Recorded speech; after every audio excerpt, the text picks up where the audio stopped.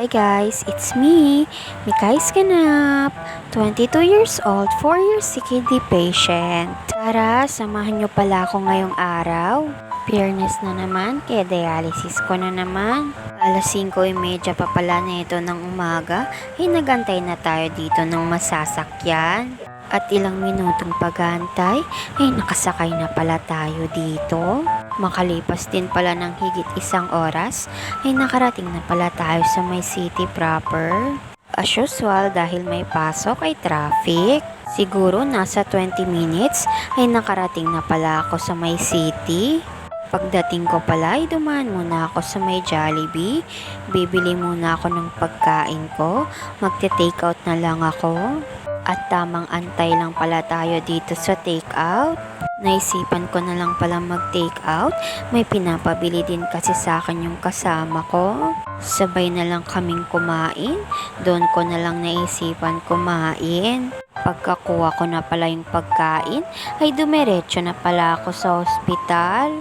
At makalipas din ng ilang minuto, ay nakarating na pala tayo dito. Pagdating ko pala dito sa may ospital, ay nilantakan ko na pala itong sundae na binili niya. Pinabili niya sa akin. Thank you pala Ma'am Sweet sa palibre niyong sundae. Nang matapos ko palang kainin yung sundae, ay naisipan ko na palang lumabas. Bibili muna ako ng tubig ko at gamot na rin. At dito na naman tayo pupunta sa may Oro. Pero bago ako dumiretso sa may grocery, ay dadaan muna ako dito sa drugstore. Pagkabili ko pala ng gamot ko, ay dumaan na tayo sa may grocery. And after ko palang bilhin yung tubig sa may grocery, ay kukunin na natin yung gamot nating binili. And after ko palang bilhin yung dapat kong bilhin, ay bumalik na ako sa loob ng ospital. Pagkabalik ko pala, ay tamang antay lang pala tayo dito sa baba.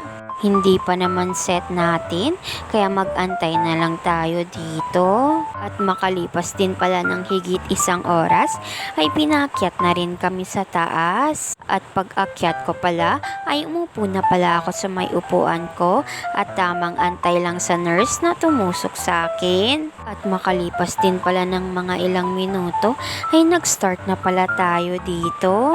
At naisipan ko na pala dito rin kumain. Medyo gutom na kasi ako nung mga oras na to, kaya naisipan ko na lang kumain.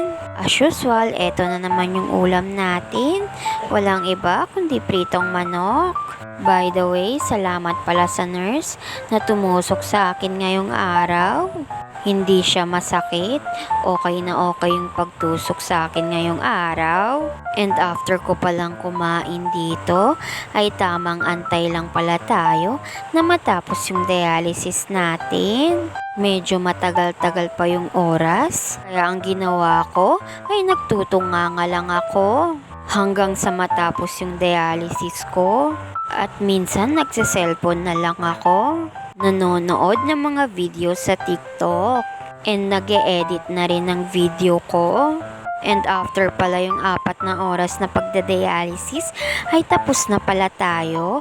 Kaya nag-rest muna tayo saglit. At nung nag-rest pala ako ng mga ilang minuto, ay naisipan ko na pala ditong umuwi. At makalipas din pala ng mga ilang minuto, ay nakarating na pala tayo sa may paradahan ng van. At timing na timing rin, yung uncle ko na yung susunod. Kaya eto, sumakay na tayo dito. At makalipas din pala ng mga ilang minuto, ay lumarga na pala kami.